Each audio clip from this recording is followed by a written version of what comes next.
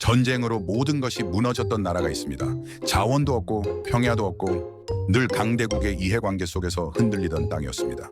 그런데 불과 수십 년 만에 세계 산업의 심장부에 이름을 올린 나라가 있습니다. 하버드대 교수는 이 사실을 이해할 수 없었습니다. 그래서 직접 숫자를 확인했고 지도를 다시 그렸고 동료 학자들과 공개 토론에 나섰습니다. 그리고 마침내 그는 이렇게 말하게 됩니다.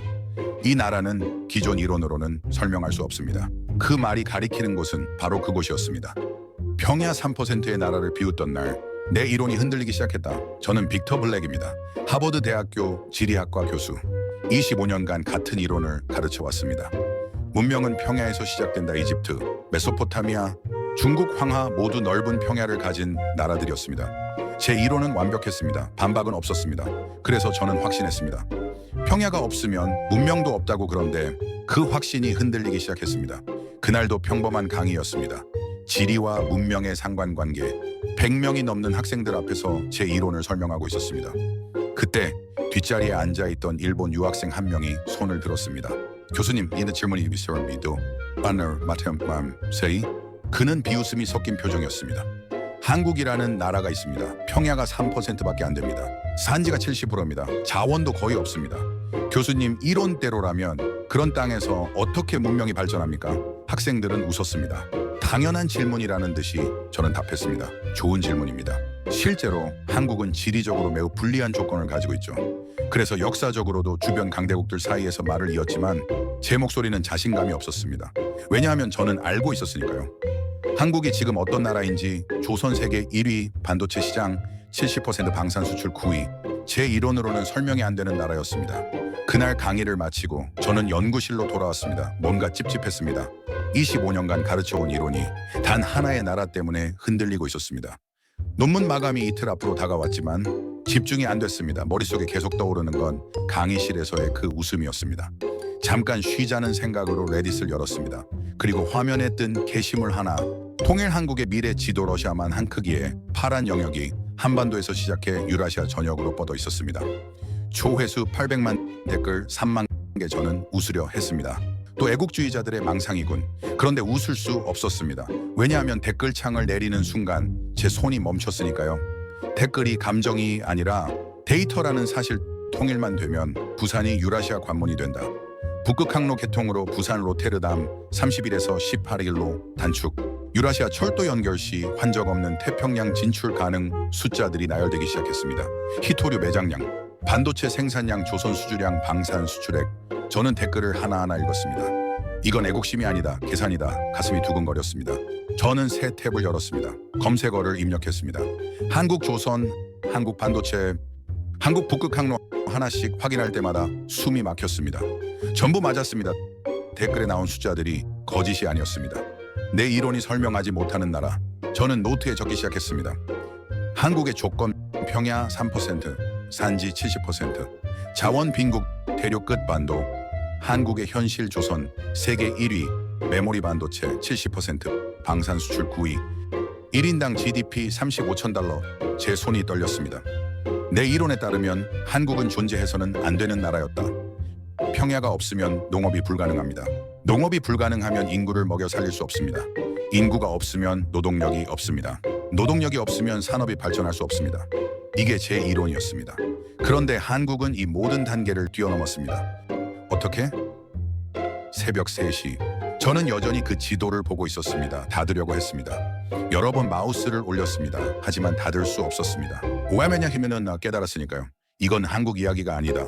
내 25년 이론에 대한 도전이다. 학자에게 이론이 흔들린다는 건 전쟁입니다. 25년간 쌓아온 확신이 단 하나의 나라 때문에 무너지고 있었습니다. 저는 선택해야 했습니다. 외면할 것인가?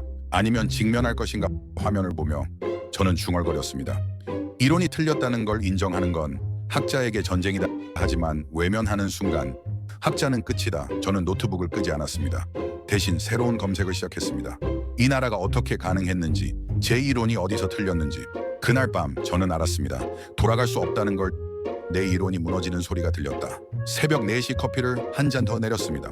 감정은 배제해야 했습니다. 학자는 감정이 아니라 데이터로 말해야 하니까요. 저는 학술 데이터베이스에 접속했습니다. 검증을 시작했습니다. 논문 마감은 잊었습니다.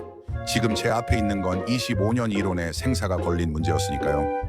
528년이라는 숫자 첫 번째 검색어 조선 왕조 엔터를 눌렀습니다. 화면에 뜬 숫자 518년, 이 숫자가 화면에 뜬 순간 숨이 막혔습니다. 1192년부터 1910년까지 단일 왕조가 518년을 유지했다는 건 무슨 의미일까요? 저는 손이 떨리는 걸 느꼈습니다. 마우스를 쥔 손에 땀이 났습니다. 비교 데이터를 찾았습니다. 유럽 왕조 평균 지속 기간 80년, 프랑스 부르봉 왕조 204년, 영국 튜더 왕조 118년, 신성로 마제국 합스부르크 약 300년 분할 통치 58년 6배가 넘는 수치였습니다. 저는 노트에 적었습니다. 이건 정체가 아니다. 안정이다. 생존이다. 산지 70%의 나라 자원 없는 나라 주변이 전부 강대국인 나라. 그런 나라가 518년을 버텼습니다. 어떻게? 북극 항로의 잔인한 계산. 북극 항로 댓글에서 본 숫자들을 하나씩 확인했습니다. 수에즈 운하 경유 항로 20마신 노운타, 북극 항로 13km. 거리 차이 시천 킬리 시간 단축, 약 12일 연료비 절감, 약 30% 이산화탄소 배출 감소, 약 25% 지도는 거짓말을 하지 않는다. 북극 얼음 면적 변화. 2010년 항해 가능 기간 4개월, 2020년 항해 가능 기간 7개월, 2025년 8개월 이상. 2030년 전망 연중 운항 가능 기후 변화가 지도를 다시 그리고 있었습니다. 그리고 그 새로운 지도의 중심에 한반도가 있었습니다. 부산에서 블라디보스토크까지 200km, 부산에서 북극 항로 진입까지 최당거리 한반도는 과거엔 끝이었다 하지만 이제는 관문이 된다. 자연이 이미 결정을 내리고 있었습니다. 산업 수치가 말하는 진실 데이터, 메모리 반도체, 삼성, SK 하이닉스 합산 시장 점유율 약 70%, 디램 약 72%, 낸드 플래시 약 53%, 조선 세계 선박 발주량 점유율 약 40%, LNG선 약 95%, 초대형 유조선 약 60%, 컨테이너선 약 45%, 방산 세계 무기 수출 순위 9위, K9 자주포 10개국 이상 수출, K2 전차 폴란드 원전대 계약. 저는 화면을 보며 중얼거렸습니다. 이건 기적이 아니다. 반복이다. 한 번의 성공은 운일 수 있습니다. 두 번은 우연일 수 있습니다. 하지만 조선, 반도체, 방산, 자동차, 배터리, 디스플레이까지 이건 시스템이었습니다. 제 이론에는 이런 시스템이 존재하지 않았습니다. 평야가 없으면 불가능하다고 했으니까요. 그런데 한국은 가능했습니다. 삼각구조의 냉혹한 진실, 러시아와 일본의 관계를 검색했습니다. 쿠릴 열도 분쟁, 1945년 이후 79년째 미해결 평화조약 체결, 실패 영토 반환 협상 결렬, 러시아와 한국의 관계를 검색했습니다. 무역액 10년간 300% 증가, 2014년 약 250억 달러, 2024년 약 750억 달러, 북극 항로 협력 논의 지속, 천연가스, 파이프라인 구상. 저는 지도를 펼쳤습니다. 러시아는 태평양 진출이 필요합니다. 일본은 쿠릴 열도 때문에 협력 불가능합니다. 선택지는 하나, 한국 선택은 이미 끝나 있었다. 일본이 아무리 경제 규모가 크고 기술이 뛰어나도 지정학이 막고 있었습니다. 저는 깨달았습니다. 지리는 변하지 않지만 선택은 변한다. 새벽 5시 창밖이 밝아오기 시작했습니다. 저는 이메일 작성 창을 열었습니다. 수신 드미트리 볼코프 소속 모스크바 국립대학교 전공 북극 항로 및 유라시아 물류 30년 연구. 그는 이 분야 최고 권위자였습니다. 러시아 정부 자문위원이기도 했습니다. 제목을 적었습니다. 한반도 통일 시나리오에 대한 질문 본문을 쓰기 시작했습니다. 볼코프 교수님, 저는 하버드 대학교 지리학과 빅터 블랙입니다. 최근 한반도 통일과 북극 항로, 유라시아 철도 연결에 대한 시나리오를 접했습니다. 학술적 관점에서 이 시나리오의 타당성에 대해 질문드리고 싶습니다. 손가락이 키보드 위에서 멈췄습니다. 10분이 흘렀습니다. 이 메일을 보내면 돌아갈 수 없다. 25년간 가르쳐온 이론, 수백 편의 논문, 수천 명의 학생들, 동료 교수들의 시선, 학계의 평판. 이 메일 하나가 모든 걸 흔들 수 있었습니다. 하지만 저는 학자였습니다. 학자는 진실 앞에 겸손해야 합니다. 외면하는 순간 학자는 끝입니다. 저는 마우스를 움직였습니다. 전송 버튼 위에 커서를 올렸습니다. 메일이 전송되었습니다. 보스턴의 새벽은 고요했습니다. 하지만 제 안에서는 폭풍이 일고 있었습니다. 저는 창밖을 바라보며 중얼거렸습니다. 이 메일은 질문이 아니다. 도전장이다. 그날 저는 처음으로 깨달았습니다. 숫자는 감정을 배신하지 않는다는 걸, 한국은 한 번도 내 이론에 순응한 적이 없다는 걸 학자는 틀릴 수 있습니다. 다만 외면하면 끝입니다. 저는 외면하지 않기로 했습니다. 새벽 6시 노트북을 덮었습니다. 답장이 올지 안 올지 몰랐습니다. 하지만 상관없었습니다. 이미 제 안에서 이론은 무너지고 있었으니까요. 3일이 흘렀습니다. 그 3일 동안 저는 강의를 했고 회의에 참석했고 논문을 읽었습니다. 하지만 머릿속은 온통 그 매일 생각뿐이었습니다.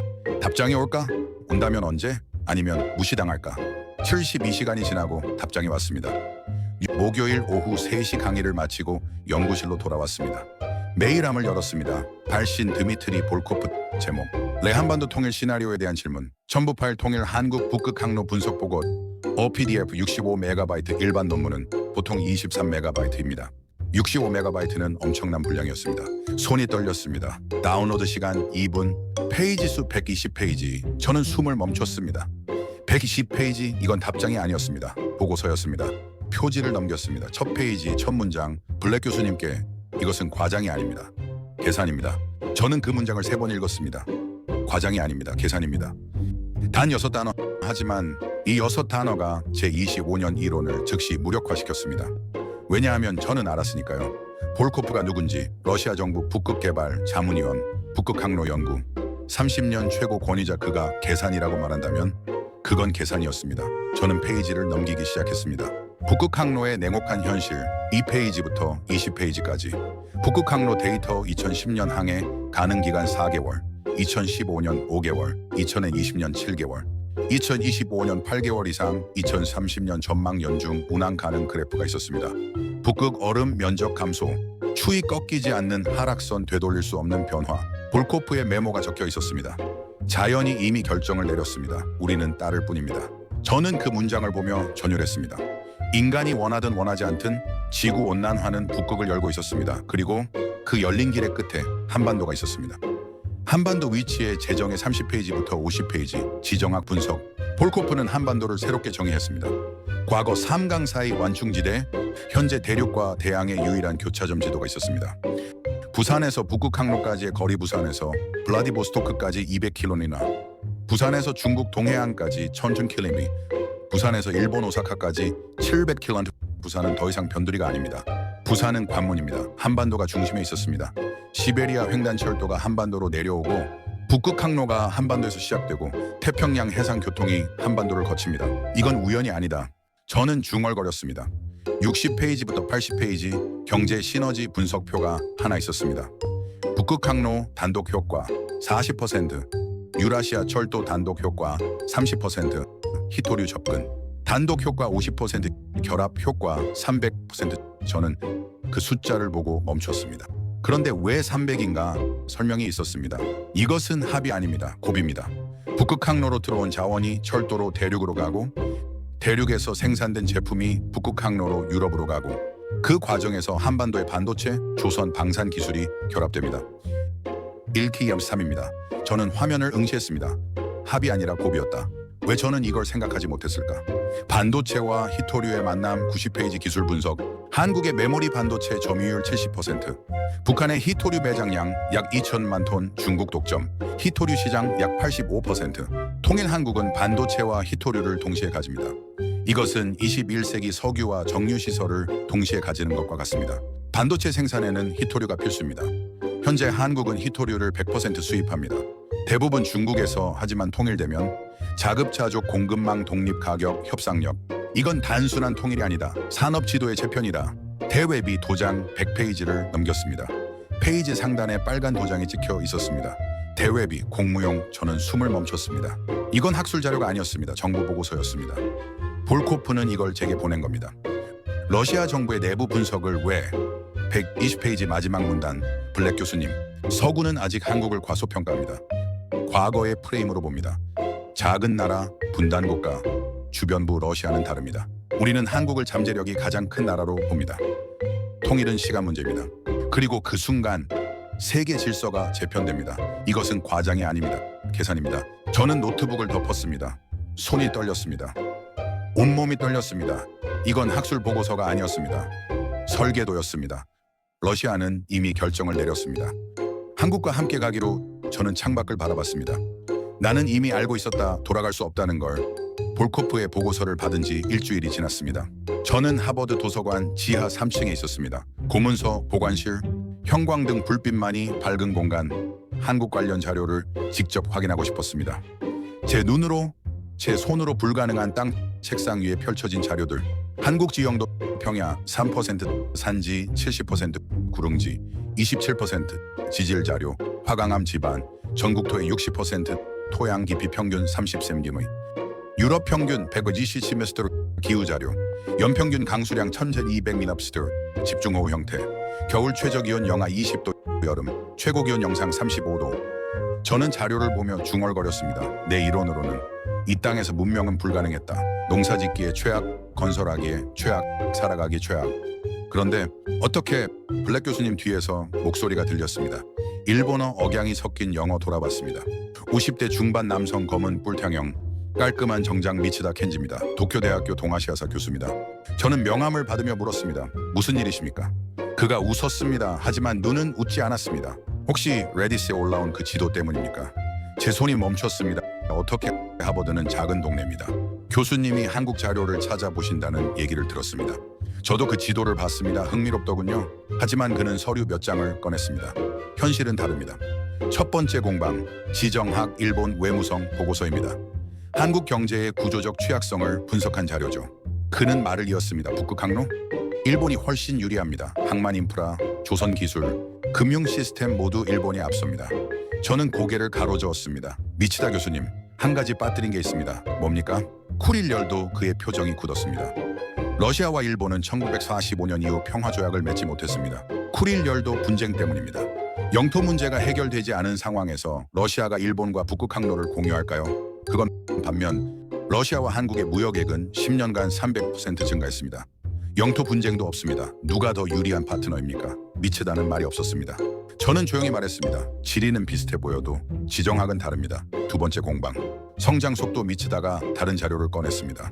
좋습니다. 하지만 경제 규모를 보십시오. 일본 GDP 4조 달러, 한국 GDP 1.7조 달러 격차는 명확합니다. 저는 노트북을 열었습니다. 교수님, 규모가 아니라 속도를 보셔야 합니다. 화면에 그래프를 띄웠습니다. 1953년 한국 1인당 GDP 67달러, 2025년 한국 1인당 GDP 35천원 달러, 72년 동안 500배 성장입니다. 미치다가 끼어들었습니다. 그건 미국의 지원이 일본도 미국 지원을 받았습니다. 독일도 대만도 받았습니다. 하지만 이 속도는 다릅니다. 저는 비교 그래프를 띄웠습니다. 같은 기간 일본 성장률 약 50배, 대만 약 80배, 한국 500배. 이 속도는 인류사에서 거의 없습니다. 미치다의 손이 떨렸습니다. 미세하게. 하지만 분명히 세 번째 공방, 산업구조 미치다가 마지막 카드를 꺼냈습니다. 하지만 한국 경제는 재벌 중심입니다. 취약한 구조입니다. 저는 반박했습니다. 재벌 중심이 취약하다고요? 삼성 반도체 세계 1위, SK 하이닉스 세계 2위, 현대중공업 조선 세계 1위, LG 배터리 세계 2위. 이게 취약한 구조입니까? 그건 미치다 교수님, 재벌이 문제가 아닙니다. 집중이 강점입니다. 반도체 하나를 예로 들겠습니다. 한국은 삼성과 SK 하이닉스로 집중되어 있습니다. 그래서 의사결정이 빠릅니다. 투자가 빠릅니다. 혁신이 빠릅니다. 일본은 분산되어 있습니다. LP다, 르네사스, 도시박 각자 따로 움직입니다. 누가 이겼습니까? 저는 마지막 데이터를 꺼냈습니다.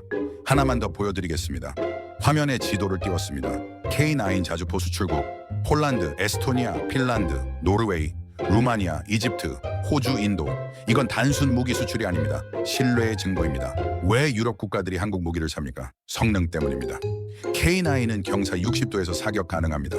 유럽 무기는 30도가 한계입니다. 왜 60도가 가능합니까? 산악 전장을 전제로 설계했으니까요. 이게 산지 70%의 결과입니다. 미치다는 아무 말도 하지 못했습니다. 도서관 독서실이 조용했습니다. 미치다는 서류를 정리하고 있었습니다. 하지만 그의 손이 떨리고 있었습니다. 그는 일어났습니다. 블랙 교수님, 한 가지만 묻겠습니다. 왜 이런 연구를 하십니까? 교수님 이론을 스스로 무너뜨리는 건데 저는 답했습니다. 틀렸다면 인정해야 합니다. 그게 학자입니다. 미치다는 고개를 끄덕이고 나갔습니다. 그의 뒷모습이 무거웠습니다. 저는 다시 자료를 펼쳤습니다. 평야 3%, 산지 70%, 자원 없음. 이 모든 조건이 약점이라고 생각했습니다. 하지만 틀렸습니다. 사는 요새였고, 부족함은 훈련이었고, 고립은 집중이었습니다. 저는 노트에 적었습니다. 환경이 운명을 결정하는 게 아니다. 환경을 다루는 방식이 운명을 결정한다. 그날 저는 깨달았습니다. 일본이 왜 불편해하는지. 왜냐하면 일본은 이미 알고 있었으니까요. 선택권이 자신들에게 없다는 걸. 미치다와의 대화 이후 저는 한 가지 질문에 사로잡혔습니다. 왜 한국은 살아남았는가? 몽골, 청, 일본 모두 한반도를 침공했습니다. 모두 성공했습니다. 그런데 왜 완전히 지배하지 못했을까? 몽골의 30년 실패, 몽골의 한반도 침공, 1241년 시작, 1259년 종료 기간 30년 동안 몽골은 고려를 공격했습니다. 몽골은 누구입니까? 유라시아 대륙을 정복한 제국입니다. 러시아, 중동, 동유럽까지 삼켰습니다. 그런 몽골이 한반도에서 30년을 허비했습니다. 왜? 청나라의 병자호란, 1236년 침공, 1237년 항복 청은 이겼습니다. 조선은 항복했습니다. 그런데 청은 조선을 직접 통치하지 않았습니다. 왜? 산악지형으로 인한 통치 비용, 직접 통치보다 조공 체제가 효율적 판단. 통치 비용, 청은 중국 전체를 지배했습니다. 그런 청이 한반도는 통치 비용이 너무 높다고 판단했습니다. 산 때문입니다. 산은 교통을 막습니다. 산은 보급을 막습니다. 산은 저항 세력을 숨깁니다. 정복은 가능해도 지배는 불가능했다. 일본의 35년 통치 한계, 일본 식민 통치, 910년 병합, 1945년 해방 기간 35년 일본은 조선을 완전히 지배했습니다. 총독부를 세웠습니다. 경찰을 배치했습니다. 산악 지역 독립운동 지속, 일본군 토벌 작전, 지리산, 태백산맥 일대 통제 불가. 35년 동안 일본은 한반도를 지배했습니다. 정복은 있었지만 완전한 지배는 없었다. 몽골, 청, 일본 모두 한반도를 침공했습니다. 모두 승리했습니다. 그런데 모두 완전한 통치에 실패했습니다. 왜 산지 70%. 저는 지금까지 이걸 약점으로 봤습니다. 교통 불편, 농사 불가능, 개발 어려움. 하지만 다시 본이 달랐습니다. 교통 불편, 침투 차단, 적이 빠르게 이동할 수 없습니다. 보급이 어렵습니다. 평야 부족, 분산 생존. 한 지역이 무너져도 다른 지역이 버팁니다. 중앙만 치면 끝나는 구조가 아닙니다. 산, 천연 요새, 방어하기 쉽습니다. 공격하기 어렵습니다. 산은 우리를 가두지 않았다. 침입자를 지치게 만들었다. 다음날 미츠덱에서 이메일이 왔습니다. 블랙 교수님, 산이 방어에 유리했다는 건 인정합니다. 하지만 그건 과거 이야기 아닙니까? 현대전에서 산은 의미가 없습니다. 저는 답장을 썼습니다. 미치다 교수님, 과거는 끝나지 않았습니다. 형태만 바뀌었을 뿐입니다. 그리고 자료를 첨부했습니다. 현대의 증거, K9 자주포, 재원 사거리 40km, 일반탄 54km, 로켓탄, 발사 속도 분당 6발, 이동 속도 시속 67km, 그리고 가장 중요한 것, 최대 고각 65도. 저는 이 숫자에 밑줄을 그었습니다. 65도 유럽 자주포들은 보통 30도가 한계입니다. 45도도 드뭅니다. 왜 K9은 65도가 가능합니까? 산악 전장을 전제로 설계했기 때문입니다. 산 너머 적을 쏘려면 높은 각도가 필요합니다. 경사진 곳에서 쏘려면 안정성이 필요합니다. 험한 길을 가려면 기동성이 필요합니다. K9은 이 모든 걸 갖췄습니다. 왜? 70년 동안 산에서 훈련했으니까요. 유럽이 선택한 이유. 폴란드는 K9 1000대를 주문했습니다. 노르웨이, 핀란드, 에스토니아도 도입했습니다. 왜? 러시아 위협 때문입니다. 동유럽 지형은 어떻습니까? 숲이 많습니다. 구릉이 많습니다. 평야만 있지 않습니다. 독일제 pH 2천은 뛰어납니다. 하지만 평지에 최적화되어 있습니다. K9은 다릅니다. 산에서, 숲에서, 구릉에서 싸우도록 만들어졌습니다. 산악훈련장이 수출 경쟁력이 됐다. K9만이 아니었습니다. K2 전차 경사 60도 등판 가능. 유럽 전차들은 보통 300온 3호도, 수리온 헬기, 산악 지형 적용, 비행 설계, 험한 지형에서 안정적 운용, K21 소총 산악전, 백병전 고려 설계, 모든 무기가 산을 전제로 만들어졌습니다. 그리고 그 무기들이 세계로 팔려나갑니다. 왜냐하면 세상은 평지만 있지 않으니까요. 저는 노트에 마지막 문장을 적었습니다. 환경이 운명을 결정하는 게 아니다. 환경을 다루는 방식이 운명을 결정한다. 산은 저주가 아니었습니다. 시험장이었습니다. 70년 동안 그 시험장에서 훈련한 결과가 지금의 방산, 경쟁력입니다. 저는 창밖을 바라봤습니다. 과거는 형태를 바꿔 현재가 된다. 한국은 그걸 증명하고 있다. 미츠덱에서 답장은 오지 않았습니다. 하지만 상관없었습니다.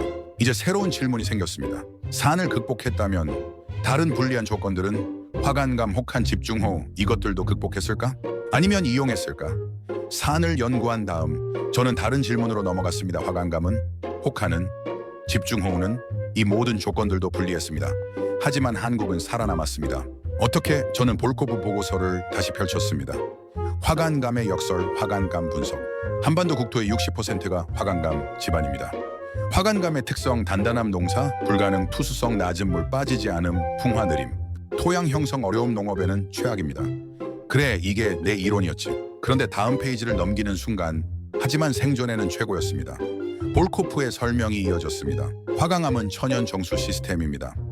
화강암 지반을 통과한 지하수는 중금속 제거, 세균력과 미네랄 첨가, 한국인들이 우물을 파면 깨끗한 물이 나왔습니다.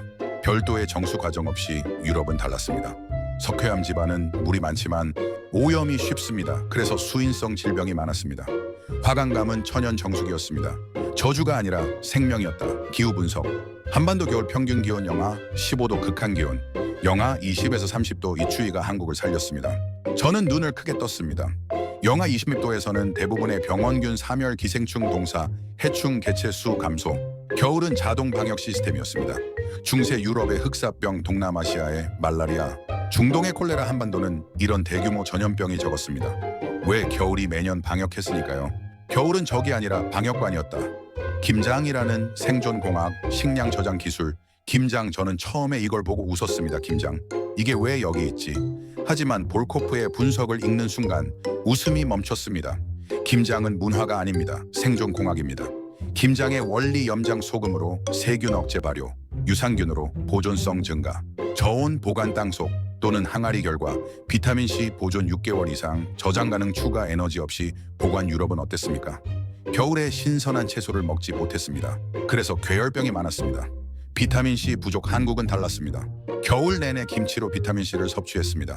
이건 전통이 아닙니다. 기술입니다. 저는 손으로 이 말을 짚었습니다. 이건 시스템이다. 60페이지 여백에 송을씨가 적혀 있었습니다. 파란 펜 러시아어. 저는 번역 프로그램을 돌렸습니다. 자연을 적이 아닌 시스템으로 만든다. 그 아래 작은 글씨. 한국인들은 자연과 싸우지 않았다. 자연을 이용했다. 산을 요새로, 화강암을 정수기로, 혹한을 방역으로, 김장을 저장 기술로. 이것은 우연이 아니다. 저는 그 메모를 보며 전율했습니다. 볼코프도 느꼈던 겁니다. 제가 지금 느끼는 이 전율을 강수량 분석, 연평균 강수량 1200mm, 여름 집중 60% 장마, 태풍, 이것도 약점이라고 생각했습니다. 홍수, 산사태, 농작물 피해. 하지만 볼코프는 다르게 봤습니다. 집중호우는 두 가지를 만들었습니다. 첫째, 저수 기술, 물을 모아두지 않으면 생존 불가. 그래서 저수지 보수로 기술 발달. 둘째, 배수 기술, 물을 빼지 않으면 전부 잠김. 그래서 배수로 하천 관리 기술 발달. 이 두 기술이 현대에 무엇이 됐습니까? 댐 건설, 상하수도, 시스템 해양 플랜트. 한국이 중동에서 건설 수주를 많이 받는 이유, 물 관리 기술이 뛰어나니까요. 저는 고개를 끄덕였습니다. 집중호우마저 훈련장이었다. 현대로의 연결. 마지막 섹션, 볼코프의 결론. 이 모든 패턴이 현대 산업에 나타납니다. 반도체, 클린룸, 먼지, 제로 환경, 온습도, 정밀 제어, 오염 물질 완벽 차단. 이것은 무엇입니까? 화강암 정수 시스템의 현대 버전입니다. 조선 용접 기술, 0mm 오차, 허용 불가, 영하 163도. LNG 탱크, 30년 무사고 운항. 이것은 무엇입니까? 혹한속 생존 기술의 현대 버전입니다. 배터리 품질 관리 불량률 0.01% 미만, 수백만 개 셀균일 제어, 10년 성능 보증. 이것은 무엇입니까? 김장처럼 장기 보존을 추구하는 DNA입니다. 자연을 통제한 방식이 기술을 통제하는 방식이 됐습니다. 전율. 저는 보고서를 덮었습니다. 손이 떨렸습니다. 온몸이 떨렸습니다. 자연을 적으로 보지 않았다. 시스템으로 만들었다. 이건 문화가 아니었습니다. DNA였습니다.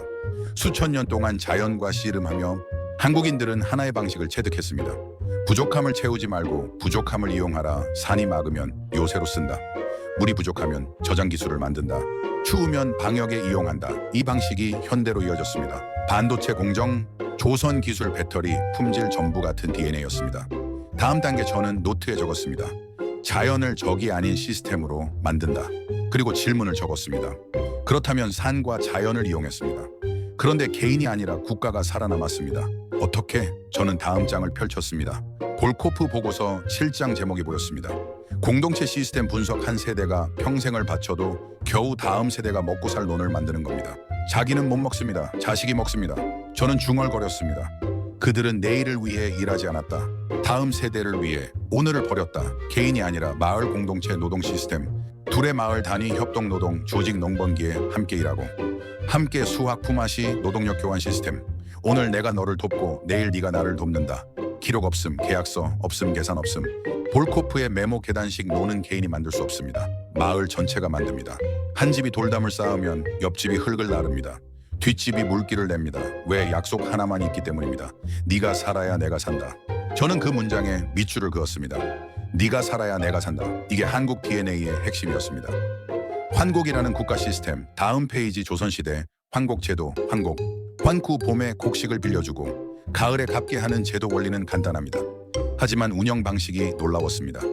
흉년이 들면 이자 면제, 원금 유예. 심하면 탕감. 목적은 이익이 아니었습니다. 목적은 아사자 제로였습니다. 볼코프의 메모 한 명이 굶어 죽으면 공동체는 균열이 납니다. 조선 조정은 이걸 알았습니다. 그래서 환곡은 단순한 대출이 아니라 생존 설계였습니다. 저는 놀랐습니다. 유럽의 고리 대금과는 완전히 달랐습니다. 유럽은 이자로부를 축적했습니다. 조선은 이자를 포기하고 생존을 택했습니다. 이익보다 생존 계산이 없는 시스템. 저는 다시 두레와 품앗이로 돌아갔습니다. 계산이 없다? 정말 이상한 시스템이었습니다. A가 B를 도와줍니다. B는 언제 갚을까요? 정확히 정해지지 않았습니다. 얼마나 갚을까요? 정확히 정해지지 않았습니다. 그냥 나중에 네가 필요할 때 도와줄게. 이게 끝입니다. 볼코프의 분석. 이것은 경제가 아닙니다. 신뢰입니다. 서구 경제학은 이걸 설명하지 못합니다. 왜냐하면 서구는 계산에서 시작하니까요. 하지만 한국은 생존에서 시작했습니다. 계산하는 순간 시스템은 무너집니다. 누가 더 많이 일했나? 누가 더 적게 받았나? 이런 질문이 나오는 순간 공동체는 끝입니다. 그래서 한국인들은 계산하지 않았습니다. 대신 약속했습니다. 네가 살면 나도 산다. 현대로의 폭발, 1997년 외환위기. 저는 볼코프 보고서의 마지막 섹션을 펼쳤습니다. 현대 사례, 1997년 외환위기. 저는 이 사건을 기억합니다. 전 세계가 놀랐습니다. 한국이 무너지는가 싶었는데 갑자기 국민들이 금을 모아 국가에 바쳤습니다. 금 모으기 운동 참여 인원 50만 명. 모금액 약 227톤, 당시 약 21억 달러 기간 3개월. 이것은 애국심이 아닙니다. DNA입니다. 서구 언론은 애국적 감동이라고 썼습니다. 틀렸습니다. 이것은 감동이 아니라 본능입니다. 네가 살면 나도 산다. 한국인들은 위기를 개인의 문제로 보지 않았습니다. 공동체의 문제로 봤습니다. 그래서 집단 결집했습니다. 이것은 문화가 아닙니다. 수천 년 생존 시스템의 발동입니다. 2008년 금융위기, 한국 경제 흔들림, 국민들 자발적 소비 증대 운동, 2020년 코로나 마스크 대란. 하지만 3주 만에 안정 이후 국민들이 자발적으로 양보하고 분배. 볼코프가 맞았습니다. 그들은 위기에서 무너지는 민족이 아니다. 위기에서 정렬되는 민족이다. 저는 노트에 적었습니다. 자연을 적이 아닌 시스템으로 만든다. 공동체를 우선한다. 그리고 이 두 코드가 합쳐질 때 저는 볼코프의 마지막 문장을 읽었습니다. 블랙 교수님, 이제 이해하시겠습니까? 통일이 왜 기회로 보이는지. 그들은 불가능을 가능으로 만드는 DNA를 가졌습니다. 산을 논으로 만들었습니다. 30년을 투자해서 다음 세대를 살렸습니다. 계산 없이 서로를 도왔습니다. 이런 민족이 통일과 북극 항로를 만나면 이것은 기회가 아니라 필연입니다. 저는 의자에서 일어났습니다. 창밖을 바라봤습니다. 보스턴의 하늘은 맑았습니다. 하지만 제 안에서는 폭풍이 일고 있었습니다.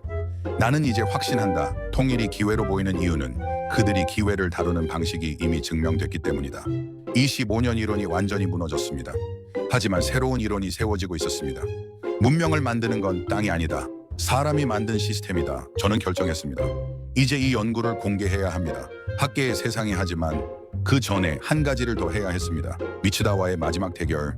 그리고 하버드 메이홀에서의 선언. 조화. 처음부터 2,500자로 제대로 만들게. 볼코프 보고서를 받은 지 2주가 지났습니다. 저는 결정했습니다. 공개하기로. 하지만 그 전에 제 학생들 앞에서 먼저 검증이 필요했습니다. 강의실 실험. 월요일 아침. 지리와 문명. 강의 전은 학생들 앞에 섰습니다. 오늘은 특별한 실험을 하겠습니다. 스크린에 사진 2장을 띄웠습니다. 왼쪽 1953년 서울 폐허 무너진 건물들, 흙길 남루한 옷차림의 사람들. 오른쪽 2025년 서울 고층 빌딩 한강 야경 불야성 초현대 도시 같은 도시입니다. 72년 차이입니다. 학생들이 웅성거렸습니다. 저는 숫자를 띄웠습니다. 1953년 1인당 GDP 67달러, 2025년 1인당 GDP 35천 달러, 72년 동안 500배의 성장입니다. 한 학생이 손을 들었습니다. 교수님, 그건 미국 지원 때문 아닙니까? 저는 이 질문을 기다렸습니다. 준비된 슬라이드를 넘겼습니다. 같은 시기 미국 지원을 받은 국가들, 필리핀, 베트남, 파키스탄, 이집트, 이 나라들도 지원을 받았습니다. 하지만 결과는 비교 그래프가 나타났습니다. 한국만 유독 가파른 상승선 지원은 조건이었습니다. 결과는 한국이 만든 것입니다. 강의실이 조용해졌습니다. 저는 다음 슬라이드를 준비했습니다. 이제 왜 가능했는지 보여드리겠습니다. 첫 번째, 화관감 사진, 반도체 웨이퍼 사진. 화강감 전 국토의 60% 농사에 취약하지만 이것이 정수기술을 만들었고 정수기술이 클린룸이 됐고 클린룸이 반도체가 됐습니다. 메모리 반도체 세계 점유율 70% 돌에서 나노로 두 번째 해안선에서 조선으로 복잡한 해안선 지도 LNG선 사진 복잡한 해안선 섬 3,000개 항구 만들기 어려움. 하지만 이것이 정밀 측량 기술을 만들었고 정밀 기술이 조선이 됐고 조선이 LNG선 95% 점유율이 됐습니다. 굴곡에서 정밀로 세 번째, 산에서 무기로 산악 지형 사진, K9 자주포 산지 70% 이동 불편. 하지만 이것이 산악전 훈련이 됐고 산악전이 방산 기술이 됐고 방산이 세계 9위 수출국이 됐습니다. 산에서 무기로 저는 학생들을 바라봤습니다. 이게 DNA입니다. 약점을 시스템으로 바꾼 DNA 한 학생이 작게 따라 말했습니다. DNA 때문입니다. 저는 미소 지었습니다. 그래 바로 그거다. 볼코프와의 최종 계산. 수요일 밤 9시 볼코프와 화상. 통화 5시간 그는 최종 계산을 보여줬습니다. 철도 연결 1200km 공사 기간 5년 비용 200억 달러. 경제 효과 북극 항로 단독 40%, 유라시아 철도 단독 30%, 히토류 접근 단독 50%, 결합 시 300% 이상. 왜냐하면 이것은 합이 아니라 고비니까요. 저는 물었습니다. 정말 확신합니까? 볼코프가 카메라를 똑바로 보며 답했습니다. 블랙 교수님, 저 지도는 영토가 아닙니다. 영향력입니다. 통일하는 순간 유라시아 물류 중심이 바뀝니다. 이것은 예측이 아니라 계산입니다. 하버드 메인홀 500석 금요일 학과장 전화 블랙 교수 특별 강연 부탁드립니다. 소문이 퍼졌습니다. 토요일 오후 3시 하버드 메인홀 500석 만석 학생들, 교수들, 언론인들 그리고 미츠다도 사멸에 앉아 있었습니다. 저는 단상으로 걸어갔습니다. 손이 떨렸습니다. 25년 경력을 부정하는 순간이었으니까요. 저는 첫 문장을 던졌습니다. 나는 25년간 틀렸습니다. 대강당 전체가 술렁이었습니다. 저는 25년간 이렇게 가르쳤습니다. 문명은 평야에서 시작된다. 이집트, 메소포타미아, 중국 황하 모두 맞았습니다. 하지만 한 나라가 이 이론을 산산조각냈습니다. 평야 3% 산지 70% 자원 없음. 그런데 조선 1위, 반도체 70%, 방산구이 어떻게 가능합니까? 지리를 이긴 문명. 저는 스크린을 켰습니다. 답은 간단합니다. 문명을 만드는 건 땅이 아닙니다. 사람이 만든 시스템입니다. 한반도 지도를 띄웠습니다. 한국은 지리의 노예가 되지 않았습니다. 지리의 주인이 됐습니다. 산이 막으면 요새로 썼습니다. 돌이 많으면 정수 기술을 만들었습니다. 추우면 반격으로 이용했습니다. 부족하면 공동체로 극복했습니다. 그들은 지리를 탓하지 않았습니다. 지리를 이용했습니다. 박수가 터져 나왔습니다. 저는 마지막 슬라이드를 띄웠습니다. 한국은 두 번의 기적을 만들었습니다. 1차 기적 1953년 폐허에서 산업국가로 2차 기적 반도체 조선 방산 세계 정상급. 그리고 이제 세 번째 기적의 조건이 갖춰지고 있습니다. 통일, 북극 항로, 유라시아 철도, 러시아 크기의 파란 영역이 나타났습니다. 한반도에서 시작해 유라시아 전역으로 뻗은 영향권 불가능이 가능이 되는 순간을 저는 두 번 봤습니다. 1953년 누가 믿었습니까? 폐허에서 선진국이 될 거라고. 1980년 누가 믿었습니까? 반도체 1위가 될 거라고 하지만 됐습니다. 세 번째가 오지 않을 이유가 없습니다. 최종 선언 저는 마이크 앞에 바짝 섰습니다. 신사숙녀 여러분, 저는 25년 동안 평야가 문명을 만든다고 믿었습니다. 그 믿음은 안전했습니다. 설명이 쉬웠고 반박이 없었습니다. 하지만 한국은 그 안전한 이론을 정면으로 찢어버렸습니다. 산은 장애물이 아니라 훈련장이었고 혹하는 재앙이 아니라 방역이었으며 부족함은 절망이 아니라 시스템이 되었습니다. 그래서 저는 이제 이렇게 선언합니다. 문명을 만드는 것은 땅이 아닙니다. 사람이 만든 구조입니다. 그리고 그 구조를 가진 나라가 통일과 북극 항로, 대륙 철도를 손에 넣는 순간 세계는 중심을 다시 찾게 될 것입니다. 침묵과 박수 3초간 침묵. 그리고 박수가 폭발했습니다. 500명 전원이 일어났습니다. 기립 박수 5분간 멈추지 않았습니다. 저는 미츠다를 봤습니다. 그도 박수를 치고 있었습니다. 끝. 그리고 시작 강연이 끝나고 연구실로 돌아왔습니다. 책상 위에 노트를 펼쳤습니다. 마지막 문장을 적었습니다. 나는 한국을 연구한 게 아니다. 내 오만을 연구했다. 그리고 배웠다. 지리는 운명이 아니라는 것을, 운명은 선택이라는 것을 창밖을 바라봤습니다. 보스턴의 밤은 고요했습니다. 하지만 저는 알았습니다. 어딘가에서 새로운 세계가 시작되고 있다는 것을, 그리고 그 중심에 한반도가 있다는 것을